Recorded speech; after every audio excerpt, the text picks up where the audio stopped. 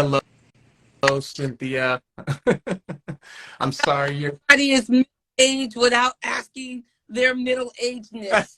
I practiced with my kid, but it was not that difficult. Today, I apologize 1,000,000%. We were having some issues. Good Well, morning. no, not at all, Cynthia. And we're so glad that you are on with us. So go ahead, just take a deep breath, relax. We're doing okay. Um, Cynthia, thank you so much for joining us. First off, happy Black History Month. Amen.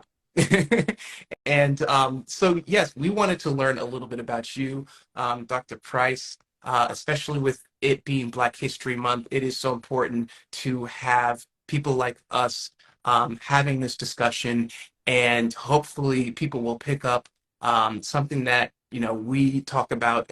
Hopefully, they will. Something will stand out to them and make them question, or hope it will stay in their minds about the topic of organ and tissue donation. So when they hear it in conversation, they'll remember that there's something that needs to be known about this topic. Actually, not just something, a lot of things. So real quick, Dr. Price, first question is, how are you doing? Besides all the technical difficulties, how is everything? We are doing. It is an interesting time to be alive in the world as a Black person, as a physician, as a post pandemic person. Yeah, we are rebounding and climbing and growing and being stretched in all sorts of ways, Yeah, but absolutely every day is another day. So thanks a- for asking. absolutely. I'm glad to hear that. And I can tell just by the smile on your face, things are going well. And like you said, especially with the last couple of years, we could almost say the last few years now, with COVID and everything, it is so great to see that you have made it out. You guys are still going strong. Now, when it comes to going strong in the work that you do, could you tell us a little bit about the work that you do and how long you've been doing it? So this year will mark my 20th year of being a physician in the emergency department at Oh, Hartford. congrats. Thank you. Yeah. It's been arduous 20 years, but medicine changes every day. What comes in the emergency department changes every day. So as you just alluded to, the pandemic's been different. All sorts of things are different. I just was at a talk about the changes with fentanyl in the Connecticut region, which, as you know, has impacted the number of donors we have because unfortunately we have more people dying. There's all sorts of stuff that they've connected to the pandemic or post-pandemic as we come out, and as we start to look at some of the healthcare disparities that plague us as African American people who live here in the United States. Yes, so and that's really important that you mentioned that these things, this pandemic, diseases, it affects people in different ways.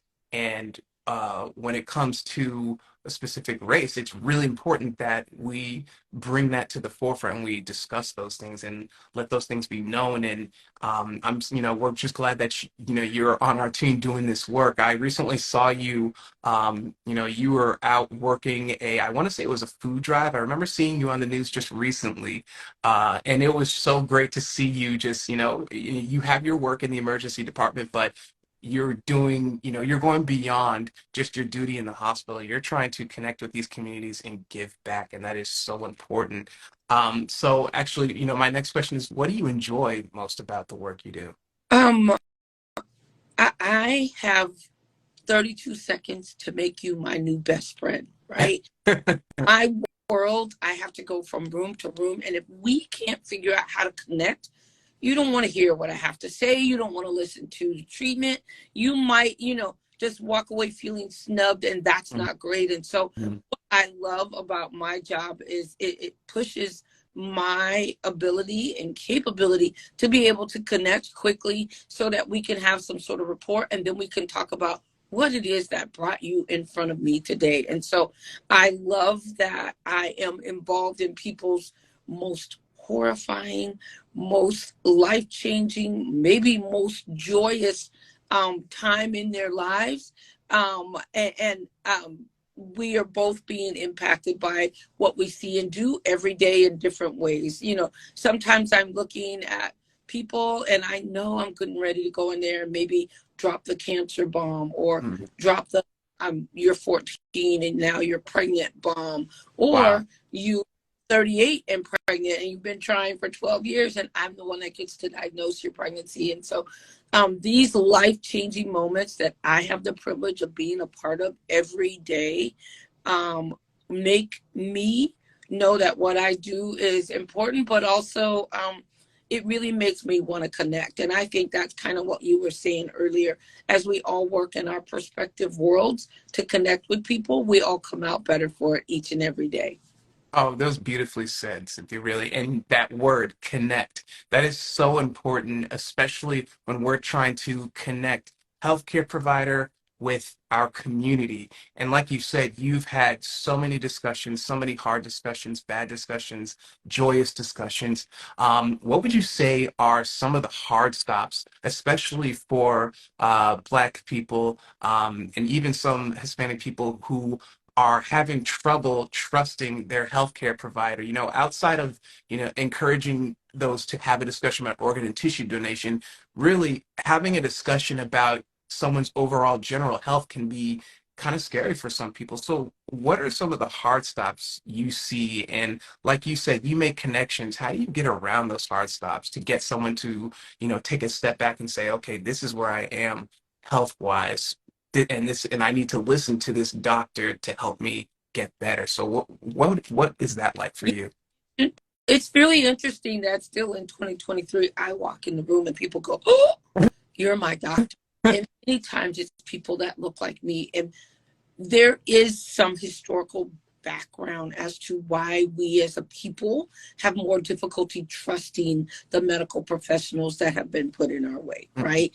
And so I love that easily some of those barriers I can go around just because of the way that I look, and the way that I smile and the way that we connect.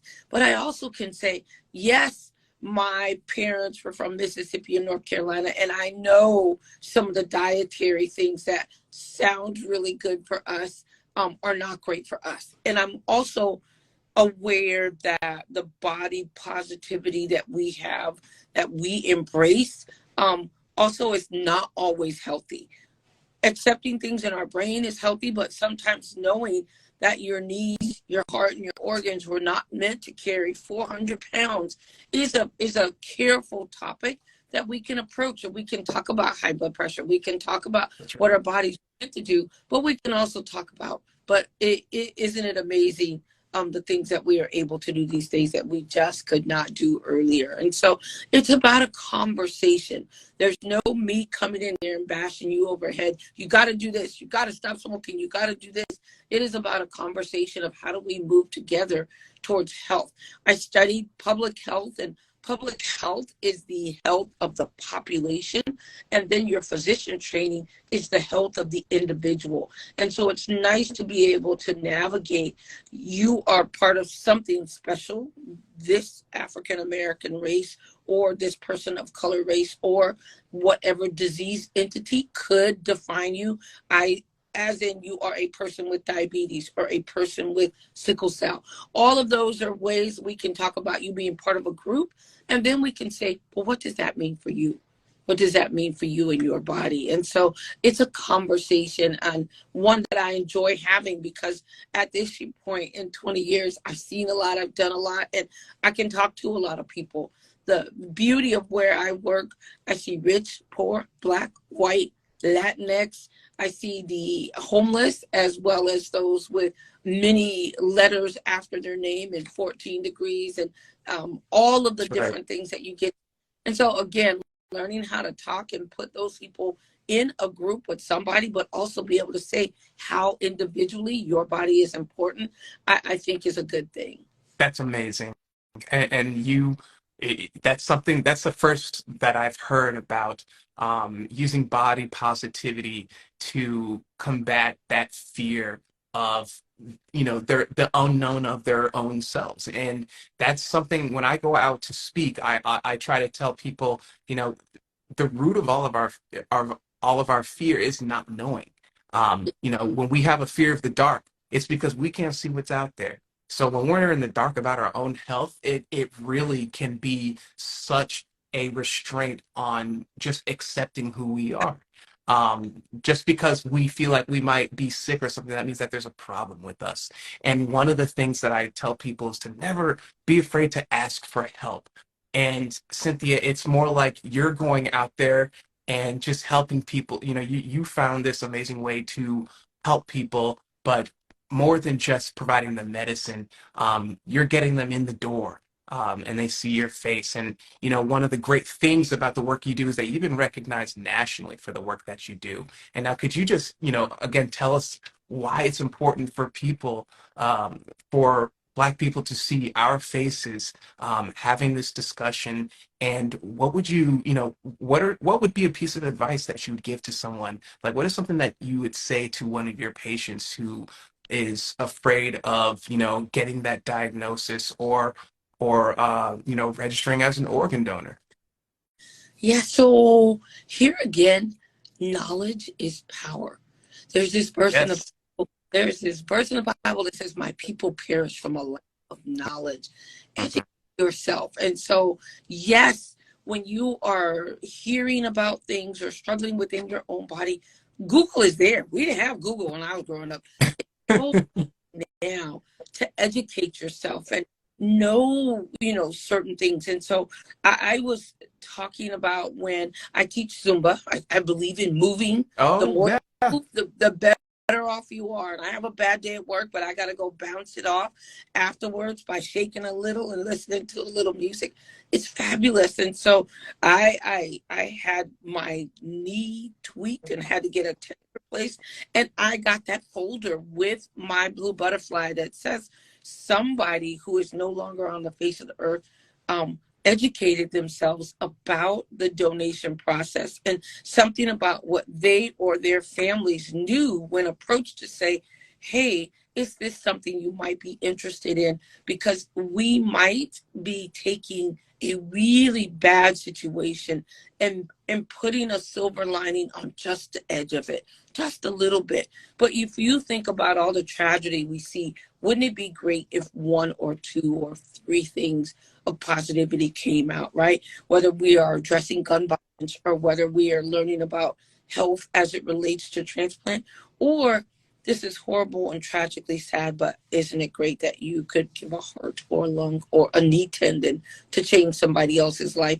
so somebody like me can go back to teaching Zumba, or somebody like anybody else we know can have a new heart or new kidneys or new of these vital organs that are so imperative. And so when I think about a lot of the fear that us as African Americans have, that if I say I want to explore this organ donation, that means they're just going to let me die, right? That's There's right. so much That's misinformation out. right. And what we're trying to do is just shed the light on, ask the questions, look up the questions, ask somebody like me, well, what does that mean, right?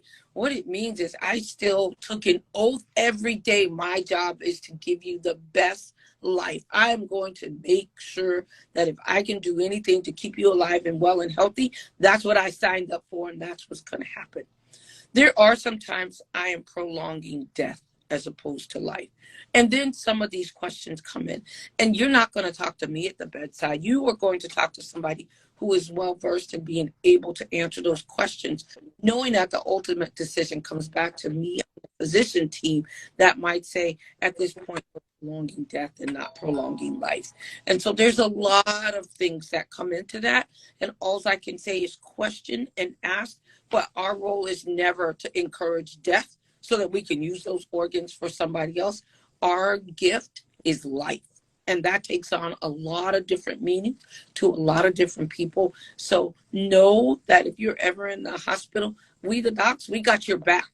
And then when something else takes over and there's an irreversible process going on, then we can open up that conversation to perhaps somebody who might be able to help us have a little bit of positivity in something that could be a little tragic. I hope that makes I sense.